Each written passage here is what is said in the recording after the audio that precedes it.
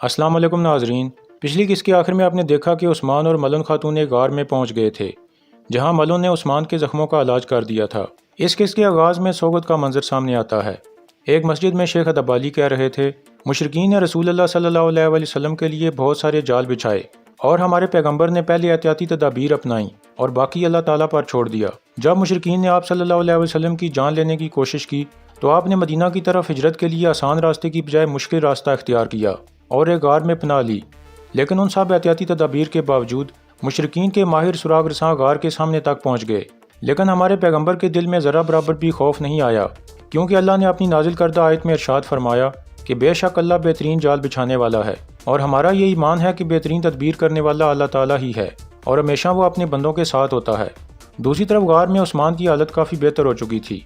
फिर उस्मान मलन खातून के बाजू के जख्म पर गर्म खंजर लगाता है और फिर उस पर पट्टी बांधने लगता है। इसके बाद वो दोनों पुरसकून होकर बैठ जाते हैं। मलन खातून कहती है, जब तक आप मेरे साथ हैं उस्मान, मेरे लिए कोई मुश्किल नहीं है। उस्मान कहता है, सलामत रहो मलहन, तुम हमेशा पहाड़ की तरह मेरे पीछे खड़ी होती हो। दूसरी जानिब बलैजे किले में जूलिया कह रही थी, जिस दिन से तुर्कों ने मेरे ख़ानदान को कत्ल किया उस दिन से मैं इस लम्हे की मुंतज़िर थी रुगातोस। मेरा एक दिन भी इंतकाम के बारे में सोचे बगैर नहीं गुजरा। रुगातोस कहता है, मैं जानता हूँ जूलिया, तुम हैरत अंगेज़ जंगजू हो, लेकिन तुम्हारा सबसे बड़ा हथियार इंतकाम है। जूलिया कहती है, तुर्कों को इन सरजमीनों में दाखिल न होने देने के मकसद के लिए मेरे ख़ानदान ने मौत को गले लगा लिया। उनका अधूरा छोड़ा हुआ काम मैं पूरा करूँगी। मैं इन सरजमीनों से उनका नामो निशान मिटा दूँगी। मुझे हदफ दिखाओ। रुगातोस कहता है, मुझे इस मामले में तुमसे बेहतर कोई नहीं मिलेगा। इससे पहले कि बहुत देर हो जाए तुम अपना इंतकाम लोगी जूलिया। इसके बाद जूलिया दूसरे कमरे में जाकर जहर तैयार करने लगती है। इस दौरान वो कह रही थी, मैं अपने हाथों से तुम्हारा खात्मा करूँगी तुर्को, तुम लोगों ने मुझसे मेरा ख़ानदान छीना, मैं तुमसे सब कुछ छीने बगैर हरगिज़ नहीं मरूंगी। जहर तैयार करने के बाद जूलिया उसे एक तीर के साथ लगाती है और फिर चेक करने के लिए उसे चला देती है। इसके बाद जूलिया कहती है, तुम सब मरोगे तुर्को, और उसका सबब मेरा जहर होगा। इसके बाद अगला दिन शुरू हो जाता है। काय कबीले में गुंदुज कह रहा था, उस्मान साहब का हुक्म है कि हम तुर्क सरदारों से बाकी मांदा सामान खरीद लेंगे और उनके नुकसान की तलाफी करेंगे। आज पहला काफिला आएगा इंशाल्लाह। कुमराल अब्दाल कहते हैं, अल्हम्दुलिल्लाह, उस्मान साहब तमाम तुर्कों के लिए उम्मीद बन गए हैं। फिर सलजान खातून कहती है, उस्मान की गैर मौजूदगी में दुश्मन फ़ायदा उठाना चाहेंगे। हमारा दुश्मन एक नहीं है, एहतियाती तदाबीर लेना मत भूलना गुंदुज। गुंदुज कहता है, आप बेफिक्र रहें वालिदा, सिपाही अपनी नज़रें खुली रखेंगे। इसी दौरान जंगल में एक काफिला आ रहा था। जूलिया और उसके आदमी अचानक काफिले के सामने आ जाते हैं। फिर जूलिया कहती है, कोई जिंदा नहीं बचना चाहिए।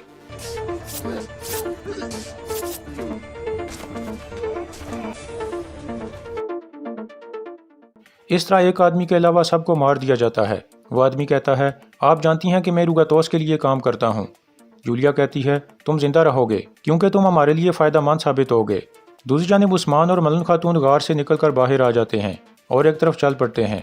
उस्मान कहता है, उन तमाम एहतियाती तदाबीर के बावजूद उन्होंने हमारे लिए जाल बिछाया, ज़रूर कबीले में कोई गद्दार है। मलन कहती है, तो फिर जल्द अज जल्द कबीले वापस जाना ज़रूरी है हुजूर। उस्मान कहता है, नहीं, कबीले में मुतअद्दिद लोग मौजूद हैं, पहले हम इज़्न के लिए जाएंगे, लेकिन सबसे पहले हमें अपने सिपाहियों को तलाश करना होगा। यह कहकर वो दोनों आगे बढ़ जाते हैं। इसी दौरान जरगुताई और दूसरे सिपाही उस्मान की खोज लगाने में मसरूफ़ थे, लेकिन उन्हें कोई सुराग नहीं मिल रहा था। फिर जरगुताई कहता है, अब जबकि हमें कोई सुराग नहीं मिल रहा तो हम उनके लिए सुराग छोड़ेंगे, फिर उस्मान साहब खुद हमें तलाश कर लेंगे। यह कहकर जरगुताई अपने बाजू के जख्म से खून निकालने लगता है। फिर वह खून अपनी उंगली पर लगा लेता है और खड़ा होकर दरख्तों पर निशान लगाने लगता है।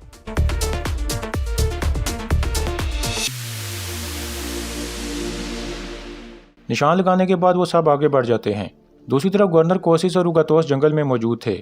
कोसिस कह रहा था, बहुत अच्छे रुगातोस, तुम्हारे बढ़ई ने वाकई अच्छा काम किया है। अब काय कबीले में दाखिल होने के लिए हमें सिर्फ उन तिजारती मालगाड़ियों की ज़रूरत है।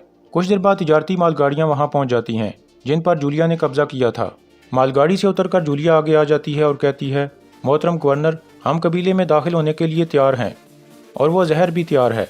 मेरे सामने आने वाले हर तुर्क का खात्मा हो जाएगा। कोशिश कहता है, मेरा कमांडर नस्तूर भी आपके साथ जाएगा। इसके बाद जूलिया सीटी बजाती है तो उसके आदमी भागते हुए वहां आ जाते हैं और रुगातोस के लाए हुए ड्रमों के पास आ जाते हैं। दूसरी जानिब कोशिश की बहन मारी तुर्गत के कबीले में पहुंच जाती है। वो घोड़े से उतरती है तो तुर्गत कहता है, तुम यहाँ क्या कर रही हो मारी? मारी कहती है, मैं यहाँ अपने भाई कोशिश की दरख्वास्त पर आई हूँ। तुर्गत कहता है, तुम्हारे भाई को क्या चाहिए? خود یہاں آنے کی بجائے اس نے تمہیں بھیج دیا، کیا وہ ہم سے اتنا خوفزدہ ہے؟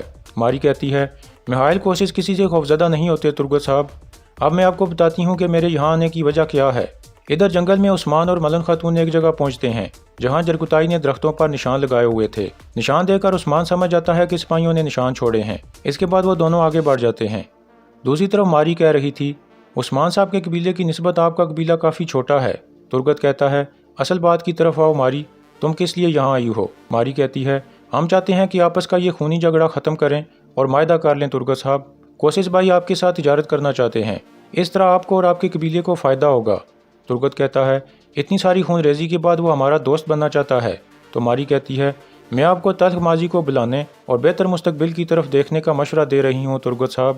ترگت کہتا ہے جس ماضی کو تم بلانے کا کہہ رہی ہو وہ میرے شہید ہونے والے سپاہی ہیں، میں کبھی نہیں بھولوں گا، لیکن میں جانتا ہوں کہ میرے قبیلے کی حالت کیا ہے، میں تجارت کرنے سے منع نہیں کر سکتا، قبیلے کی سلامتی کی خاطر میں سوچوں گا۔ ماری کہتی ہے مجھے یقین ہے کہ آپ ایک ذہین آدمی ہیں اور صحیح جواب دیں گے۔ ترگت کہتا ہے لیکن یہ جان لو کہ میری شرائط بہت بھاری ہوں گی۔ پھر ماری کہتی ہے جب آپ فیصلہ لیں گے تو ہم اس بارے میں بات کر لیں گے ترگت صاحب، میں شدت سے آپ کے فیصلے کی منتظر رہوں گی، اب اجازت چاہتی ہوں۔ یہ کہہ کر ماری چل پڑتی ہے۔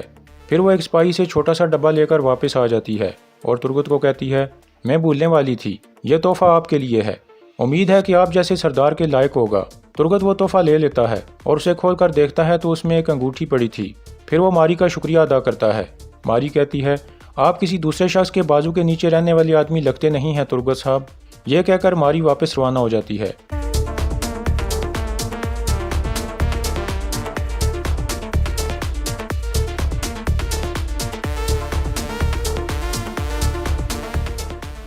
ماری کے جانے کے بعد ترگت کا خاص آدمی کوتان آ کر کہتا ہے یہ کیا چاہتی ہے سردار؟ تو ترگت کہتا ہے کوسس ہمارے ساتھ تجارت کرنا چاہتا ہے۔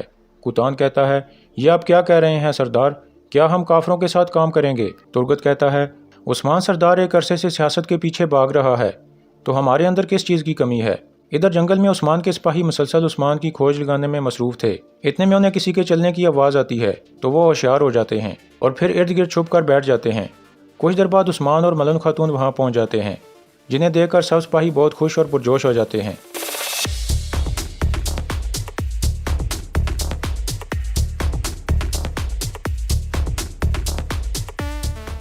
پھر عثمان کہتا ہے اللہ کا شکر ہے کہ ہم دوبارہ مل گئے، کیا آپ سب ٹھیک ہیں؟ گوگتو کہتا ہے جب تک آپ ٹھیک ہیں سردار تب تک ہمیں کچھ نہیں ہو سکتا۔ پھر جرگتائی کہتا ہے آپ نے ضرور اس اسیلموں کے ٹکڑے ٹکڑے کر کے رکھ دیے ہوں گے۔ تو عثمان مسکراتے ہوئے ہاں میں سارے لا دیتا ہے اور پھر کہتا ہے وہ جو بھی تلوار ہماری طرف لہرائیں گے وہ ہمیشہ ناکام ہوگی، اللہ کا شکر ہے کہ ہم سب ٹھیک ہیں، تو پھر چلیں گھوڑوں کی طرف چلتے ہیں۔ اس کے بعد وہ سب چل پڑتے ہیں۔ دوسری طرف کائی قبیلے کا ڈول بجتا ہے۔ ایک تجارتی قافلہ قبیلے میں پہنچ گیا تھا جس کے پیچھے گورنر اوگاتوس اور کوسس تھے۔ قافلہ روک کر ایک سپاہی کہتا ہے اچھی طرح سے تلاشی لو۔ اس کے بعد قافلے کے آدمیوں اور سامان کی تلاشی شروع ہو جاتی ہے۔ تلاشی لینے کے بعد سپاہی کہتا ہے ٹھیک ہے انہیں جانے دو۔ اس کے بعد وہ قافلہ کائی قبیلے میں داخل ہو جاتا ہے۔